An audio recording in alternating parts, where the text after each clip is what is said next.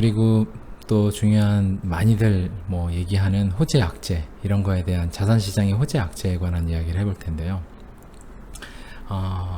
저도 주변에 이제 지인들이 뭐 암호자산이 크게 오르거나 또 떨어지면 연락이 와요. 이거 이런 이유 때문에 가격이 오른 거야? 아니면 이번 악재 때문에 떨어진 것 같은데 이거 괜찮은 건가? 사실 이런 얘기들을 하죠.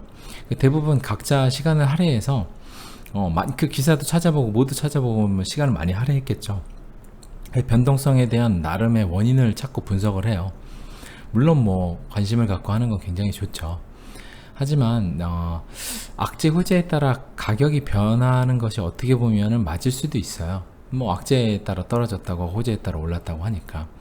근데 자산시장의 큰 그림을 그리고 있는 세력의 입장에서 생각을 한다고 하면 도화지라는 이제 하얀색 이제 투명한 곳에 차트라는 이제 그림을 이제 그리는 건데요. 이제 붓으로는 제 생각에는 전 세계 거래소를 아마 AI 기반의 굉장히 슈퍼컴퓨터 같은 이제 성능이 좋은 걸로 자기들이 프로그래밍 해놓은 대로 아마 움직이고 있지 않을까라고 생각을 하고 있어요. 그러면 이제 그런 AI라는 붓을 가지고 이제 그림을 그리고 변곡점마다 이때 경제에 뭐 큰 이벤트가 터진다. 뭐 미중 전쟁 아니면 뭐 브렉시트 아니면 뭐 미국이 중국에 대한 특수한 뭐 금융 제재 뭐 이런 여러 가지 것들이 터지는 경제 변곡점마다 악재와 호재라는 이벤트를 그저 그 기사로 하여금 대중들에게 그냥 시장을 바라보게 하는 눈을 글로 그냥 주목을 시키는 거예요. 당연히 쉽게 생각을 해보세요. 금융 그 세력들도 대략 뭐 미중 전쟁 뭐 전반적인 이제 경제 흐름이 어떻게 갈지는 예상을 하지만 실제 그게 정확히 날짜가 언제 해갖고 움직이고 하는지는 계속 무한한 변수가 있을 거란 말이에요. 그러면 당연히 그 당시에 생각보다 이벤트가 좀 더 미뤄져서 조금 더 뒤에 올려야 될 수도 있고 아니면 조금 더 빨리 움직여야 될 수도 있고 그리고 빨리 움직여야 돼서 올려야 되는 타이밍인데 가령 뭐 선물 거래소에서 비트맥스나 이런지 선물 거래소에서 올려야 되는 타이밍에 정말 많은 롱 물량이 있단 말이에요. 그런 경우에는 또 숏을 쳐가지고 뚝배기를 또 깨야겠죠. 물량을 회수를 해야 또 올라갈 수 있으니까 그런 여러 가지 이벤트들이 계속 복합되어 있기 때문에 그때마다 쓰는 한 장 한 장의 카드라고 보시면 돼요. 악재와 호재는 사실 그래서 정말 저는 악재와 호재는 종이 한 장 차이라고 보는데 악재가 어떻게 보면 호재일 수도 있고 호재가 어떻게 보면 악재일 수도 있다고 생각을 합니다. 그냥 뭐 말하기 나름이죠.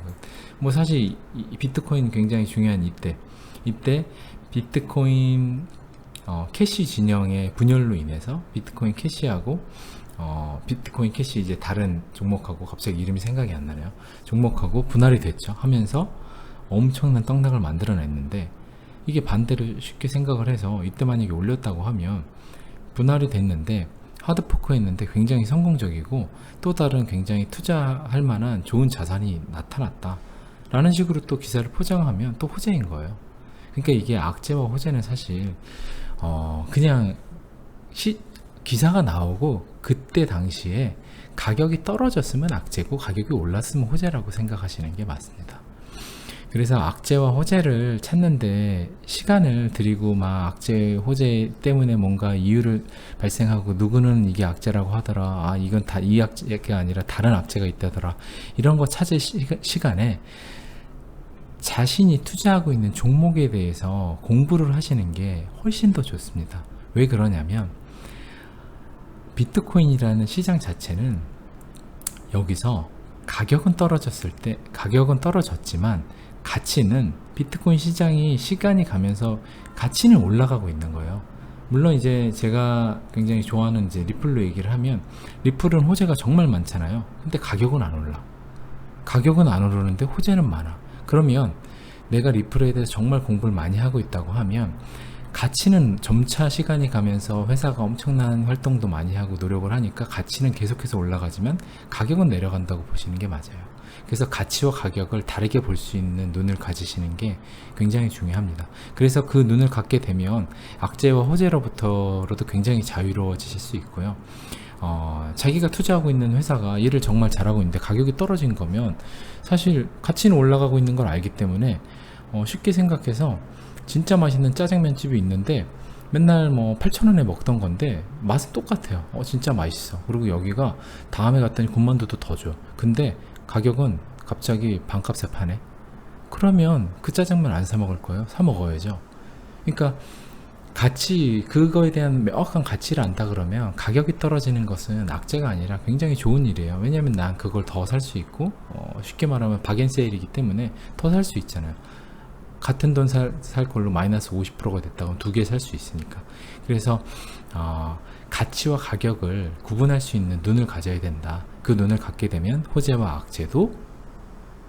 악재도 아무런 의미가 없게 된다. 그래서 호재와 악재의 그 기사 뭐 여러 가지 이런 것들로부터도 탈출할 수 있게 된다.